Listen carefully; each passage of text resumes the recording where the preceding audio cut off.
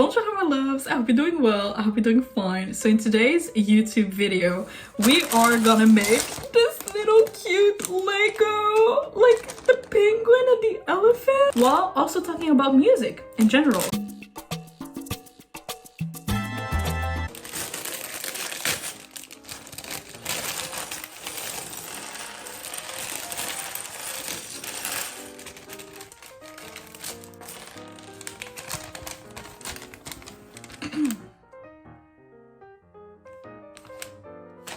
I love how every time I'm like, I cannot do two things at the same time. And what do? Two things at the same time every fucking time. So I'm here to publicly apologize to Camila Cabello because I feel like I went a little hard on my podcast episode about reviewing her latest album, CXOXO. Recently, she released the deluxe version. Why is it good? Low-key fucking good. Her song, Baby Pink, and my name is Baby Pink. We got too hard and broke the sink. And like the song Can Friends Kiss and Come Show Me, like the beat changed towards the end of the song. So fucking good. Like, why didn't you put these songs in the first version of CXO? Now that like with the whole Sabrina, Sean love triangle, I feel like she's slaying low-key. Like she's being smart, like releasing the deluxe version 2 weeks after Sabrina Carpenter released her album where she talks about this love triangle. Smart. I appreciate smart marketing strategies when I see them. Oh my god, the little balloon. It's so cute. Oh my god, it looks like the lollipop of Camila Cabello CXO on her album. Winning. So let's do the little penguin. I absolutely love penguins. I think they're so cute. So I felt like I went a little too harsh on Camila, but I don't regret the things that I've said because I think they're still true. She should have started her era and teasing it like a while before she released her single, I Love It. And also, oh my god, she did a song, a feature on the song Move. The feature is so fucking good and the visual, she's slaying, looking hot, like so iconic. So Miss Camila, like where was that energy during the whole CXOXO album promotion? Like why did you like start giving just for the deluxe? And someone that I really have to apologize to is Miss Dua Lipa. I know I didn't like make a review on her album Radical Optimism. She released it in the beginning of the month of May, and I know I didn't do any review on it because I was so shocked of how much I didn't really resonate with it. Something about Dua Lipa is she doesn't really go in depth in her songwriting. Like she keeps it pretty much surface level, and for me who's used to listen to like Olivia Rodrigo, Taylor Swift, Gracie Abrams, whose writing are really like in depth and precise and giving details and stuff, when I heard her record I was like, hold on. But I'm also a huge Dua Lipa fan. I feel like a lot of my friends don't know that. Like I've been listening to Dua Lipa since her song And Tonight I'm Alive in a Dollar Sign, Gonna See It When They Blow Your Mind. Mwah. This song, like she released it, I think I was like 15 years old, so it's been a while. But I felt like in Radical Optimism it was much more on surface level compared to her previous releases, Dua Lipa, her first album, and Future Nostalgia. But I re-listened to this album like 2 weeks ago and I was like, hold on, hold the fuck on. Like there are some pretty good songs, and since the first time that I've listened to her album Radical Optimism, like since May, I feel like my music taste has changed a little bit, and I came to appreciate and understand that not every pop singer needs in their album to be like so precise and detailed and like in depth. Like you can still be a pop singer and a great pop singer if your songs are surface level. And sometimes it's like refreshing almost to listen to an album that's surface level because it's different from what people are doing right now. And I feel like this album shouldn't have been taken, when I say seriously, I don't mean that this album isn't good. My mind has changed, but I mean that it's a great album when you're like by the beach, or you just want to like, you have a long car ride and you just want to like vibe and not think too much about life. That's a great album to do those things. And I realized that sometimes I don't want to get in my feelings. Sometimes I just want to vibe. And Radical Optimism is exactly that. And I feel like a lot of people mistreated and misjudged this album because of that. But it's actually super good. My favorite song is Falling Forever. It is so fucking good.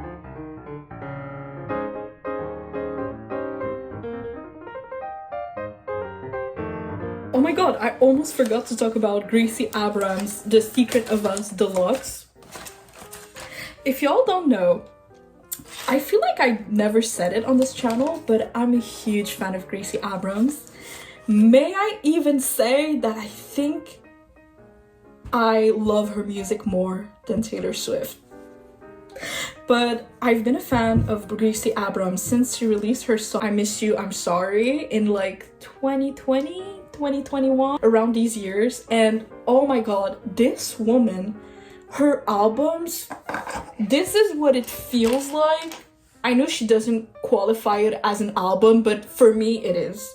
It impacted me, it talked directly to my soul, and her music feels like that to me. It feels like, no joke, you know the saying on TikTok, who let you like read my diary? That's exactly what Gracie Abrams is doing to me every single time. I'm like, hold on, maybe it's because we're both Virgos, but I love this woman so fucking much. Anyways, I'll just say she released her deluxe album of The Secret of Us, and The Secret of Us, she took such a direction that I am so happy she did. She went out of her comfort zone, because in this album there's more like love songs, more like vibey, like you can kind of like white girl dance on it, and I'm super happy she took that risk, no pun intended.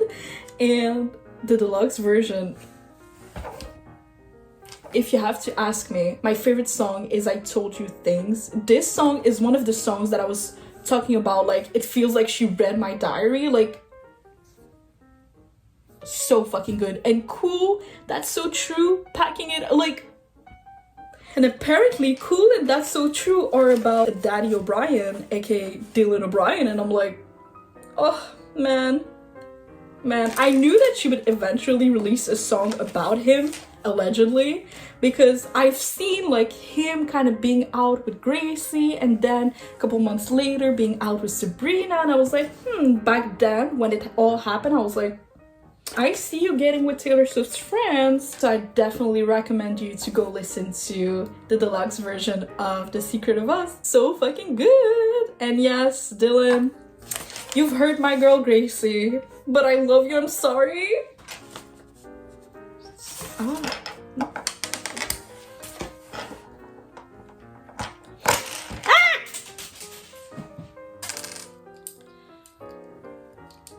The last artist that I'm gonna talk about in this YouTube video is the artist Glaive. I feel like, again, a lot of my friends don't know that I like this artist. I'm obsessed with his music. Like, I discovered him because he did a featuring with MGK, Machine Gun Kelly. The song is More Than Life. Sorry, it took me a second. And this song is so fucking good. And then I was like, hold on, I'm gonna like see who's this singer, because I love MGK. So if MGK is in a song with you, I'll probably love your music. And I went on to see his music and who Glaive is, and I don't know if it's weird or intense of me, maybe I'm too woke, quote unquote, but once I saw that he was back then 17 years old, I was like, I feel uncomfortable listening to your music. I don't know why, but I was like, I feel that's wrong. So I just didn't listen to his music because of that. And then a couple months later, I think 6 months later, he did an interview with Zach Sang, and this interview was on my like For You page YouTube, I guess that's the name. And I was like, let's see a little bit. And I saw what he was talking about, and that he was promoting his new album.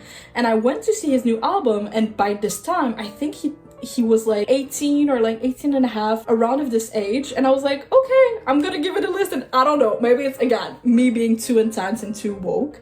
And I gave a listen to his album, I Care So Much That I Don't Care, that he released last year. And it is such a fucking good album. It has like pop, rock influences. His new album that he released at the beginning of the month of October, May It Never Falter, it's so fucking good. But I can understand, like, if you're one of my friends or just someone who's watching me, if you give it a try. He makes the type of music that I understand if people don't like it, because of the production and the beat and stuff. Like, it's sometimes it's a little intense, but it's so fucking good. And again, like Gracie Abrams, sometimes in his songs I'm like, who gave you access to my diary? Because that's not cool. Here's where I'm at for the little penguin. No joke, it's kind of hard. Like, it doesn't explain in detail. Wait, like, it says here, okay, you turn it upside down and then you add this, but from this to this it says to only add one, like 3 little things, but I don't have it. Like, there's no 3 little black things, like, and it says that it's fucking black, it's not gray. So I'm really confused. I'm gonna give it a try again.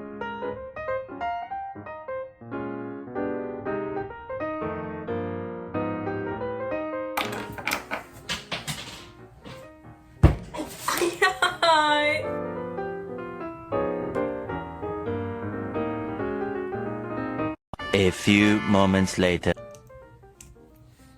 I don't get it. Honestly, I'm so tired of this shit.